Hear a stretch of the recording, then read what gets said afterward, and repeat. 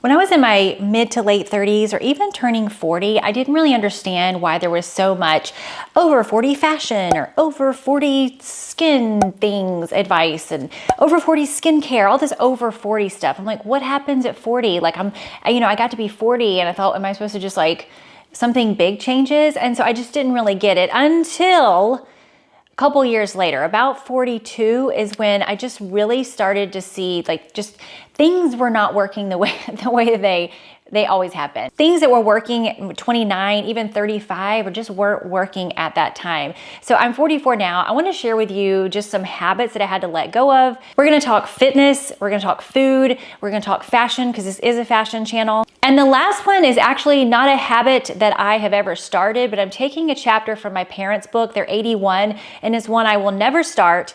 And I'll share that with you at the end. That might even be the most important one. I mentioned this in another video, which is great to go watch after this video if you like this subject, but I did stop drinking a lot. I don't drink that much anymore. I didn't completely eliminate it. Like I'm going to Vienna in a couple weeks. Actually, let's see, whenever this post, I might be in Vienna. But I want to do some Viennese wine, like I don't want to restrict myself in that way. So I'll probably do that. But as far as just coming home and having a glass of wine, it's not happening. And even just when I go to restaurants or if I go hear a band or something, I don't always feel like it used to be like walk into a restaurant, immediately order a drink, no matter what. And now I question it. I'm like, do I really want that? And a lot of times it's a no, because I'm sure there's some people out there, if it just doesn't hit the same. If I have a couple of glasses of wine, sometimes I just don't feel 100% the next day, especially if I have to be creative or I have to figure out things. I want to be at my best. And so I don't drink a lot of alcohol. I stopped doing what I like to call intuitive workouts. I would work out when I felt like it. If I didn't feel like it and just didn't feel like motivated to go to the gym or work out or do something, I just said, it's not in the cards. I'm gonna listen to my body. So it turns out I wasn't really listening to my body. I was more so just listening to my excuses. And what I have learned is that in general in life, the motivation comes after the action. Now, does this mean you have to cut your sleep short and sacrifice sleep and don't hang out with your family and do crazy workout when you're sick, that kind of, no. But what I have learned is that having a realistic schedule of workouts and doing it whether I feel like it or not. And when I say feel like it, I mean mentally feel like it. If I don't mentally feel like going to the gym or working out, I still go. And 100% of the time, 100% of the time, I feel so much better after. Now, if I'm sick or if I feel run down or if I really just slept like total crap the night before, I might not go to the gym. I might not do it, or maybe I'll do something really a lot more gentle, like some yoga or some stretching or something like that. So I found that when I only worked out on days when I felt inspired, I ended up just feeling more tired, more anxious, and for sure less consistent. Now I've learned that structure actually gives me more freedom. So if I have a plan, it makes me feel grounded, not restricted. Now I'm 44. I am 100% in the perimenopause phase of life, and there are two things that have drastically helped me just feel better and look better, but also just really feel better. And that is, one was HRT, hormone replacement therapy, and the second one is having consistent workouts and moving my body. And I don't spend my life in the gym. I don't even work out a ton. Like I don't work out an hour a day or anything like that. But I will tell you what really helped change the game for me in terms of being consistent is I started working with Train Well, and they are a sponsor for this video. And I'm excited to share with you because this really solved a problem in my life. Train Well is a one-on-one remote personal training service that connects you with a real certified trainer, someone who builds a completely personalized plan around your actual life, not some idealized version of it. I literally told my trainer, I know I'm not going to work out for more than 30 minutes, and I'm probably only going to work out about 3 times a week. And so she said, perfect, let's create something for you. So she designed 30-minute workouts for 3 times a week, realistic, fresh, and customized, complete with video demos and clear instructions for every move. Now, if you're watching this and you're saying, I've never been in a gym and I think I saw a yoga mat one time, and you just have never worked out, they meet you where you are. You first take a quiz. They compare you with the right trainer for your needs. You'll then have an onboarding call, meet your trainer, and discuss any details about your upcoming training and preferences. And you don't have to have a gym. They'll actually design home workouts as well. Now, since I joined Train Well, it has solved 2 major issues that I was having. One is boredom, because I was doing the same workouts every time I went to the gym. And the second one is I have some accountability. So for instance, I just went on a trip to Los Angeles and I have not worked out on a trip, vacation or work trip in years. Whenever I go, I say, oh, I got too much going on. I don't have time to go to the gym. Well, because I didn't want this woman to think I'm a flake, I said, I'm going to go work out. She designed a workout that I could do in a hotel gym. She gave me options if things weren't available, and I felt so much better after. With Trainwell, not only do you get your own personal trainer to give you encouragement, but she also helps me with my form. So if I'm questioning whether I'm doing something correctly, I can send her a video to check, and she will respond with her own video of tips and tricks on the exercise. Now, I have been down so many paths with workouts. I've joined group classes, I've done random workout videos on YouTube, I've done my own thing, and this has been one that actually realistically gets my life. Now, Trainwell does offer a 14-day free trial. So if you want to give them a shot, I will leave the information in my description box, and let's continue. Something I stopped in my 40s, although I would say it started stopping in my 30s, is I don't chase every trend. And I think you know this. If you watch my channel and you watch my trend videos, I love trends. They're so much fun, but do I feel like I need to run out and buy every single one of them? No, absolutely not.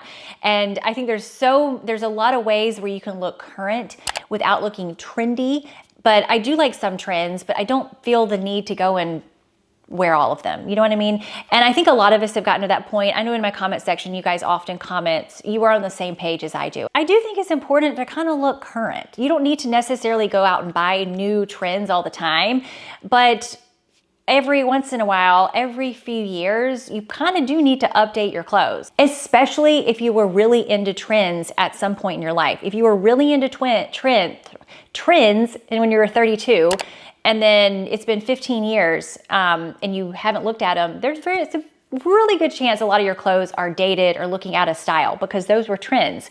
If you buy classics, it's much less likely to happen and those are going to last a lot longer. I feel like my sweet spot right now is sophisticated, cool, and not trying too hard, like effortless. That's what I try to go for. I don't know if it always happens, but that's what I try. This is a fun one, and it's not going to make sense at first, but then maybe it will. I stopped wearing clothes that are too tight. And you're like, Anna, why would you wear clothes that are too tight?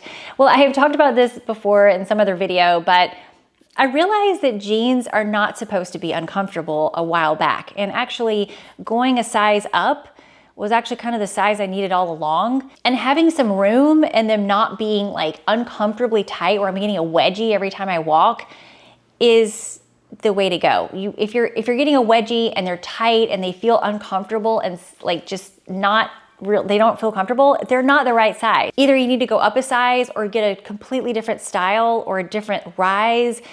They just don't work. They're not working. So this has been a game changer. I wear jeans on the airplane. I wear jeans like, you know, long road trips and everything because they're comfortable. That I get the comfortable ones that feel good. They're not pinching me. And it's not just jeans, but just clothes in general. I know I'm wearing like a fitted top today. And I'm not saying I don't wear fitted things, obviously, but if something is too tight and it's uncomfortable, even pants that maybe I've gained a little weight and they don't quite fit, I'm not going to force myself to get into those. It makes no sense. And not only that, but it doesn't look that great. Here's one that I stopped, although luckily I didn't think about it hard enough to really ever start.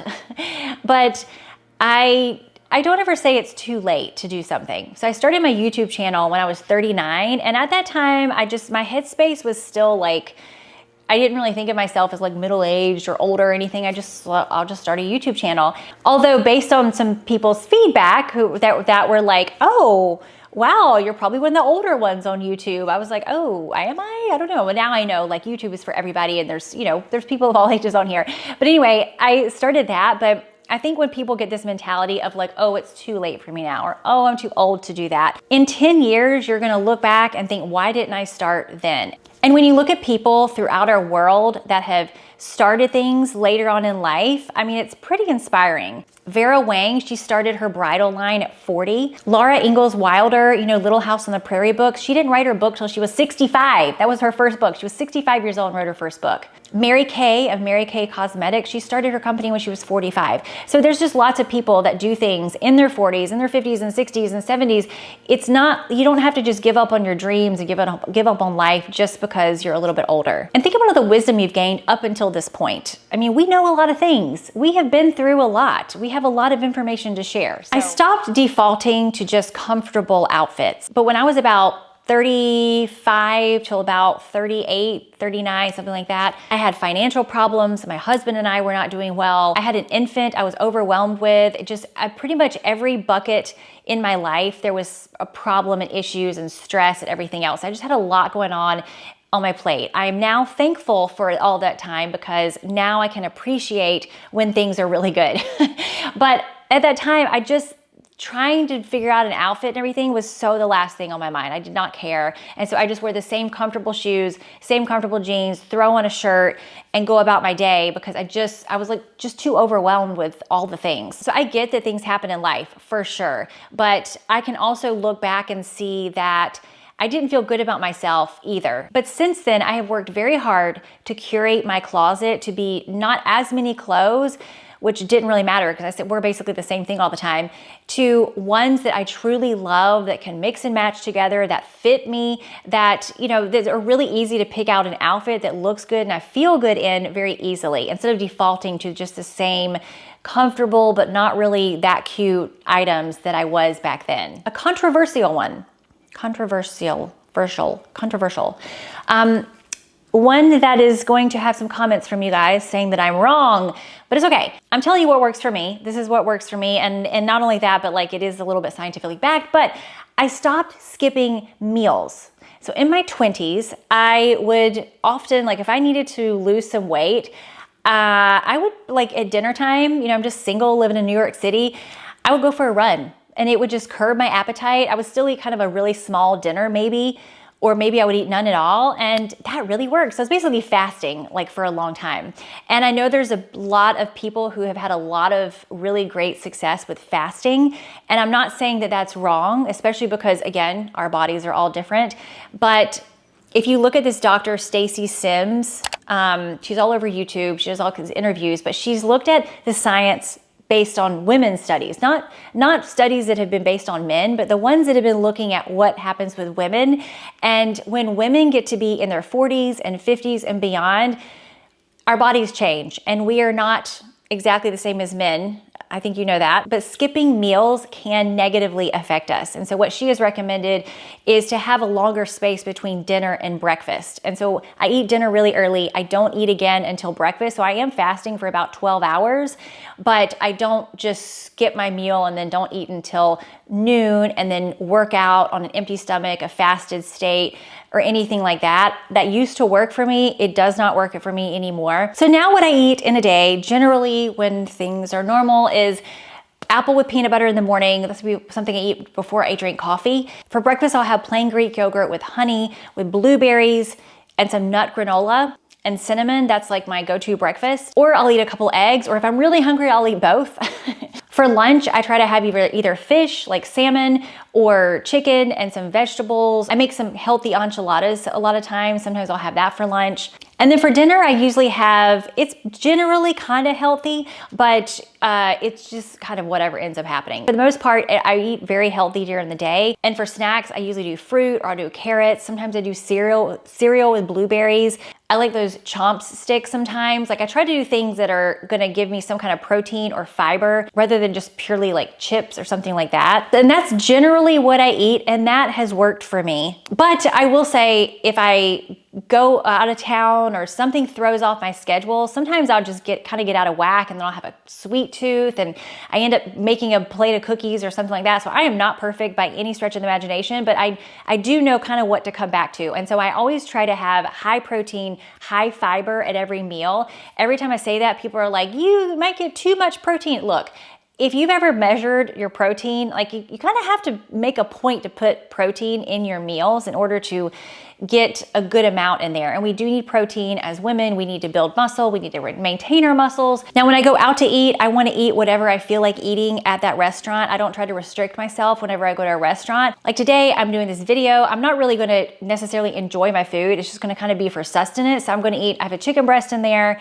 I think I have some asparagus, and then I have a pear that I'm going to eat later. I love bean salads. Oh girl, love me some bean salads. Love, that kind of thing. So I try to eat healthy as much as I can so that whenever I go to a restaurant or go out of town or anything like that, I'll eat whatever I feel like eating and I don't worry about it. Now, I have been down so many paths of diets and trying to be intuitive and do all the things. This has just been what has worked for me. A fitness habit I let go of is I stopped making cardio my main focus. Tell me I'm not the only one, but we used to think if I'm going to lose weight, I need to do more cardio. And we have since learned that is actually not the case. But that was always my strategy. Oh, I need to lose 5 pounds. Let me run more. And honestly, it can kind of work. When you're in your 20s and early 30s, like, yeah, sure, that can kind of work. And it's not as hard to figure things out down here. But as I've gotten older and hormones have changed and we're in perimenopause and all this stuff, that does not work for me. Now, I still love running occasionally. I did sign up for a 5K. I enjoyed that. And then I signed up for another one just because my friends wanted to do it. But I use that as a personal challenge. Like, sure, we're gonna go do a 5K. I don't really even consider that me working out anymore. Like if somebody would say, hey, did you work out today? I would be like, no, but I went for a run. Whenever I say working out, I mean, I went to the gym or I did some push-ups or I did something where I'm pushing some weight. That's what I consider working out because that's going to actually build some muscle, maintain my muscle. That's going to help me long-term rather than the running. I constantly look at myself and how things that I do right now is going to affect me in 30 years or so.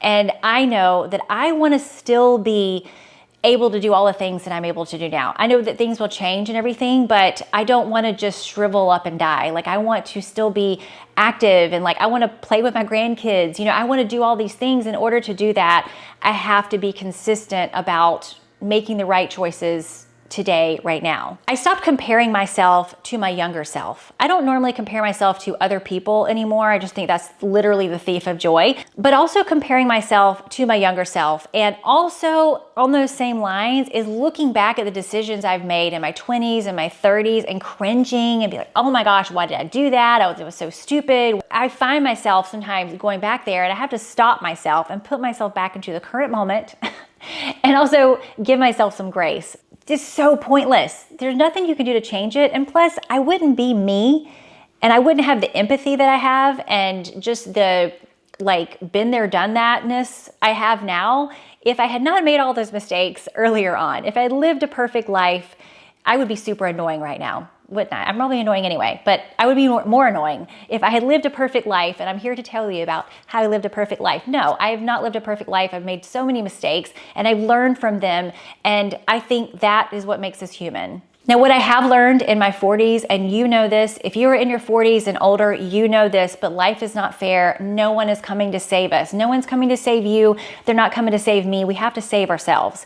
We have to do the things, no matter what our circumstances are. We have to figure out a way to thrive anyway. You've always wanted to write a book, and now you're 55 years old and the moment's left you. It's not. You got to figure out a way to make it happen anyway. I try very hard now to focus on what I can control, how I show up today, how I take care of myself, and how I respond to what life throws at me. Something I don't do in my 40s, which I realized I was doing in my 30s, which I probably did not help me out, but I don't take fitness and wellness advice from women that are in their 20s and 30s. They have great advice for women that are in their 20s and 30s, but there's just so many changes that happens to our bodies as we get older. And so I want to hear from someone who has studied the science and or is my age or maybe a little older, somewhere around my age, and I want to see what's worked for them. That doesn't necessarily mean it's always going to work for me, but I'm much more likely to get some good tips from that person than I am from somebody who's 21 and was like, oh, I did these 10 sit-ups and I got a six-pack. That's just not going to happen for me right now. Okay, this is a very random video, but I just recorded that video that you're watching right now yesterday and today. It's been a really bad day so far.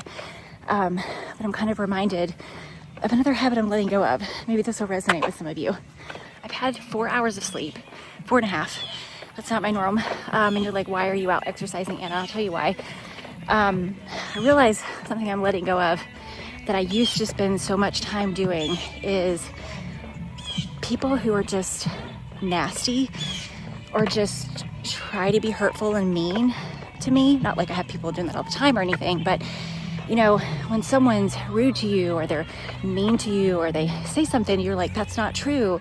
You have the, well, you know, I've always had the urge to be like, wait a second, you know, why would you say that? And it like ruins my whole day, or it has in the past. And lack of sleep, I get really, you know, just overwhelmed and anxious and everything else, not having that much sleep. So this morning, dropped my kids off at school, get home, look at my text, and one of my YouTuber friends sent me a video where some creator, clearly trying to grow her channel or whatever, made a video just basically like clipping some of my videos, taking them out of context, and then clipping it together to make her own video, criticizing it. And of course it led to all these, I don't know why I did this. I read the comment section. Oh Lord, you know what? I can handle a comment of like, you're ugly, stupid, and hate the way you dress once a day. But God, it's just like, today I don't need to be reading that. I'm not in the right headspace, and just hearing that and then having somebody like kind of like do me like that. And so anyway, my YouTuber friend was like, you need to, you know, report this as a copyright strike, because she was using a lot of like all of my video, or clipping it up, you know. She even had me on her thumbnail, like that was most of her thumbnail. So, and she's right, I should do that. And I started the process, and I'm like, you know what, I don't want to spend any more of my energy on this negative space. And to be honest, that woman is probably, I know how hard it is on YouTube, and you spend months, sometimes years, just trying to get anywhere, and you spend hours and you pour your heart into things, and it does like with absolutely no reward. I know that. And even if she has a YouTube channel and it's criticizing other people, whatever, I know she's still trying. She's still putting her heart and soul on it, and it's very frustrating. I'm gonna give her some grace and move on. And it's like, I don't want to spend my energy on people who, like, what's the point of it? What is the point of it? What's the point of spending my energy on that? So anyway, the reason why I'm working out right now is I wasn't going to, because if I only had 4 hours of sleep, well, I'm not working out, okay? I'm gonna try to rest, or just, you know, try to take it easy today. But I was in such like a negative space, just kind of like feeling so bad about myself, and just like, oh, just so icky, and just like doubting myself, and just feeling like, you know, just not feeling good. And I knew what I needed to do, so I came out here, and I've been doing sprints in our beautiful park. This is like, I love this part of our neighborhood.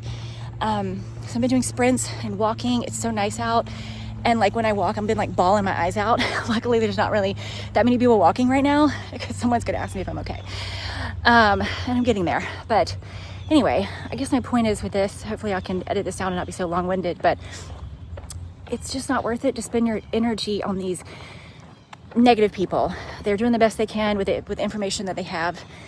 So am I, so are you.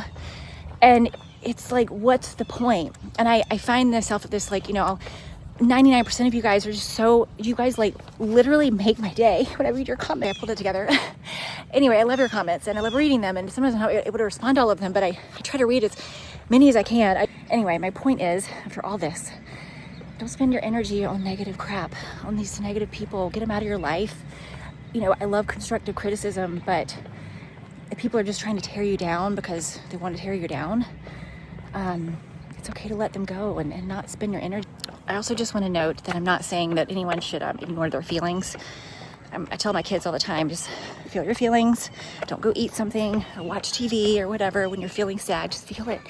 So this is kind of how I do it. If I feel in that state and I can't move out of it, if I exercise, if I just get out and move my body, like I just feel so much better. And like it usually, like whatever I needed to get out, like you have no idea how much I've been crying on this, but I was just like, knew I needed to do it. It felt good.